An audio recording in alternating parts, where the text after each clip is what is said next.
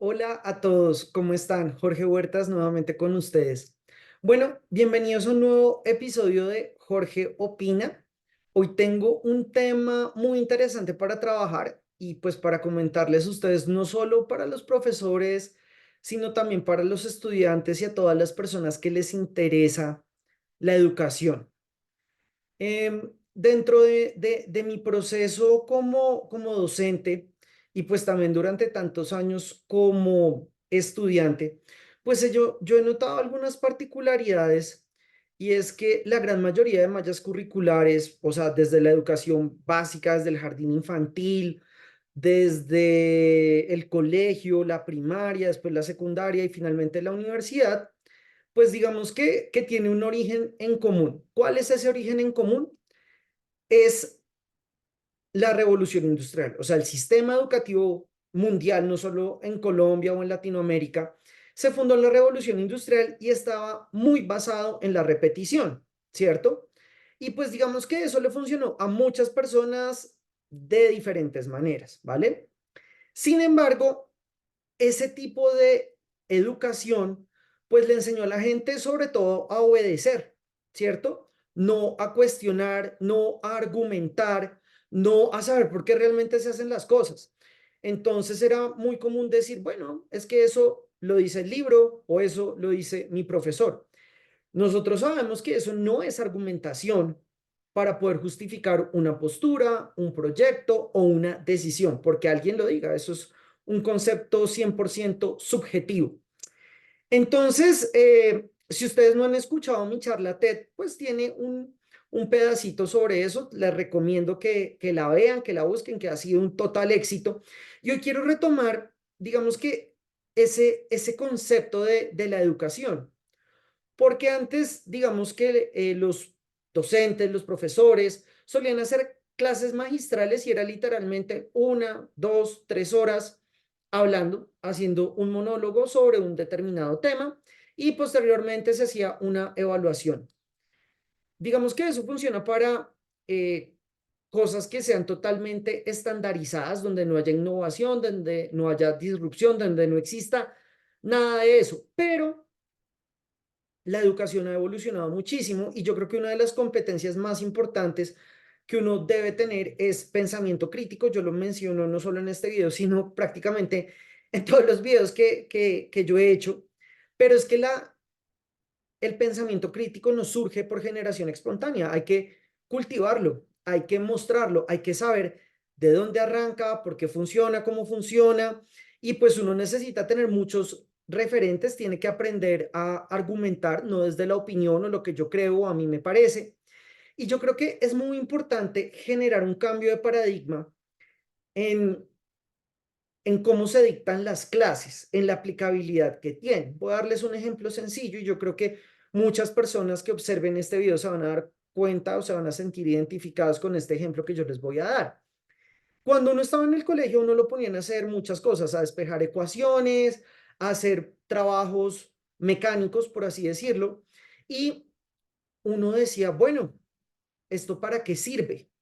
¿O cómo lo utilizo? Y muchas veces el docente decía, hay que hacerlo porque así está nuestro programa. Uno dice, sí, pero ¿para qué sirve? O sea, voy a despejar la ecuación, ¿para qué? O sea, ¿por qué voy a hacer eso? Y realmente la argumentación era muy pobre, toca hacerlo y punto. Entonces uno decía, bueno, pues sí, yo hago esto, pero esto para qué me va a servir en la vida. Y es una pregunta totalmente válida y me parece que es una pregunta que cualquier persona con un mínimo de autocrítica, pues se hace, venga, ¿y por qué hago esto? El problema no es el tema, sino cómo se enseña. O sea, si uno trabaja por proyectos y explica para qué sirve la aplicación de eso, cómo funciona, pues uno va a tener un sentido de entendimiento muchísimo mayor. Pero en cambio, si yo simplemente digo, no, es que hay que hacerlo porque sí, sí, despeje la ecuación, pero ¿para qué? O sea, explíqueme cómo se utiliza eso y en qué contexto real lo voy a hacer.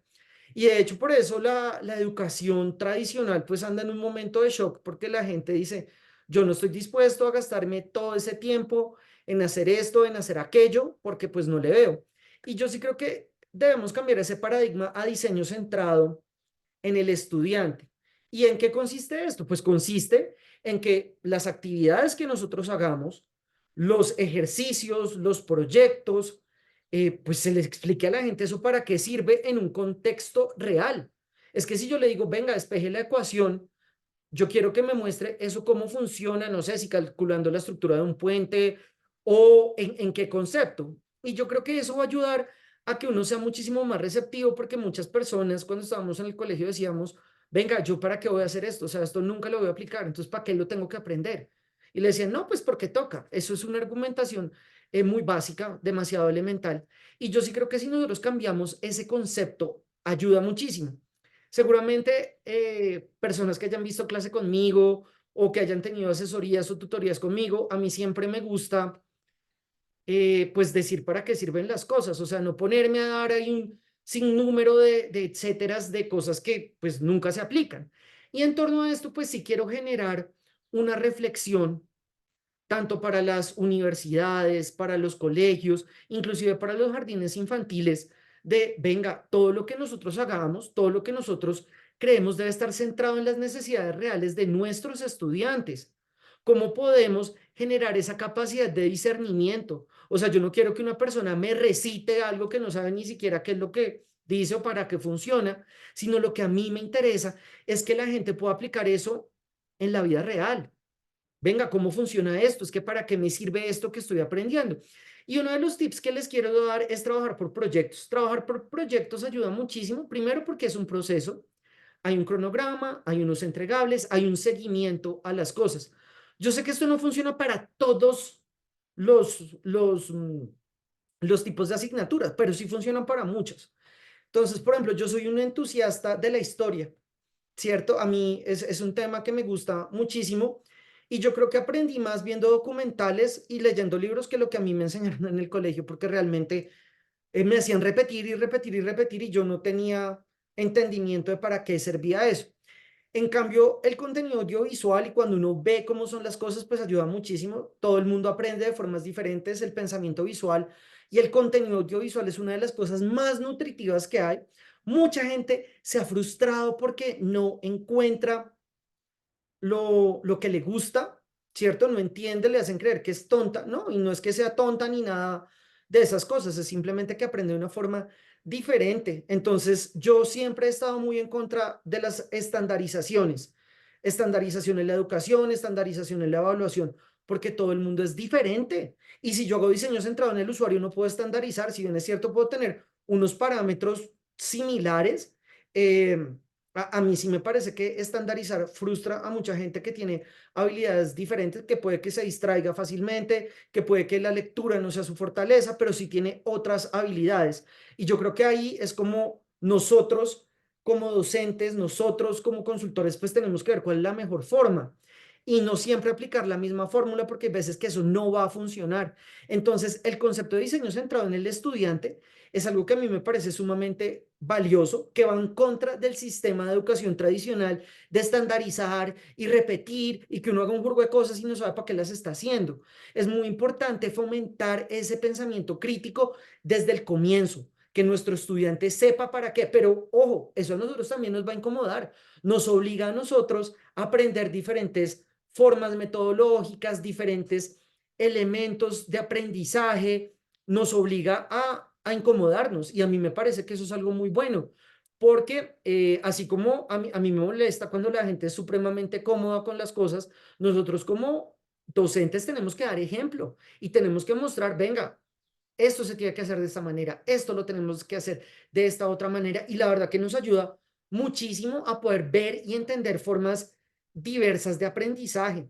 Entonces yo sí creo que si empezamos a trabajar por proyectos, si empezamos a generar un discurso argumentativo real, no desde lo que a mí me gusta o no me gusta, sino desde lo que los datos dan. Por ejemplo, a mí me encantan los datos porque permite argumentar desde una posición objetiva, ¿cierto? Que uno sea menos emocional y más racional, porque los números no tienen ni partido político, ni tendencia ideológica, ni nada de eso. Entonces, sí nos permite a nosotros entender mejor. Entonces yo de verdad creo y considero que cambiar el enfoque de las clases va a permitir primero que nuestros estudiantes entiendan por qué nosotros les decimos que eso es importante, no una teórica totalmente anodina que no conduce a nada, que a uno no le enseña nada distinto, pero nosotros también nos va a obligar a cuestionar la forma en la que nosotros hemos sido educados, la forma en la que nosotros estamos dando nuestras clases y la forma propositiva en la que queremos que diferentes elementos crezcan y sean cada vez mejor.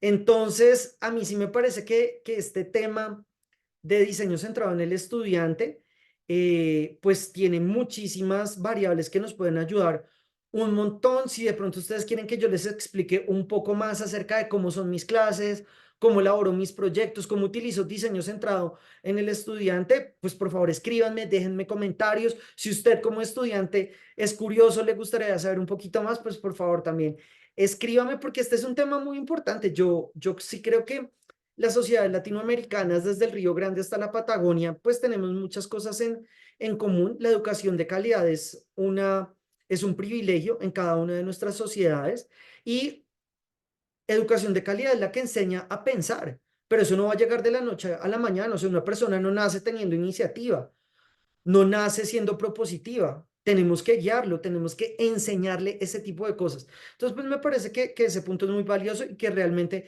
nos puede ayudar. Entonces, pues nada, les comparto esta reflexión, esta opinión que tengo sobre este tema. Para mí siempre es un gusto estar acá y gracias por la buena recepción que ha tenido esta nueva sección en nuestro canal. Entonces, pues recuerden que todos los meses vamos a tener un Jorge Opina sobre un tema especial. Si les gustaría que hablara de algún tema en especial, por favor, en los comentarios déjennos sus comentarios que de verdad nos ayuda muchísimo. Recuerden que todas las semanas tenemos nuevo contenido. Nuestros cursos en Udemy se encuentran disponibles. En la descripción de este video pueden encontrar el link. Muchísimas gracias y hasta la próxima.